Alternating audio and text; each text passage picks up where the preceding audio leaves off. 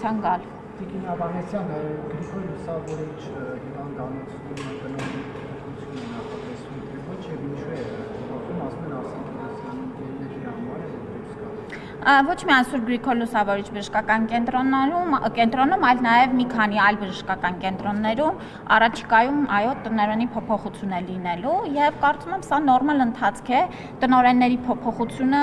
եւս մեր ընթացի գործունեության մի մասն է։ Երկուսի մասով էլ երեք էլ մենք գտնվում էինք Վանարջանի անվան ուրցքաբանության կենտրոնում, կարծում եմ շատ մեծ ներդրում են ունեցել այս երկու խոշոր կենտրոնների ղեկավարությունը եւ թիմերը ձևավորելու իսկապես լրիվ նոր մշակույթով, ստանդարտով, ենթակառուցվածքներով, ծառայություններով բժշկական կենտրոններ, կարծում եմ եկել է ժամանակը արդեն հաջորդ էտապներին անցնելու, զարգացման նոր ուղիներ գնալու։ Նարեկ Զեյնալյանը նշանակվել է Լուսավորիչի տնօրեն։ Այո, պարոն Զեյնալյանի տեխնատությունը քննարկվում է Սուրբ Գրիգոր Լուսավորիչ բժշկական կենտրոնում։ Դա նախարարի որոշման տիրույթն է։ Այո։ Իսկ այլ տեխնատիվով բացի պարոն Զեյնալյանի Դե չեմ կարող ինչի տեխնատու։ Ես նշեցի, որ մի քանի կենտրոններում են փոխվելու եւ ասեցի, այո, պարոն Զեյնալյանը մեր տեխնատուն ունեցել։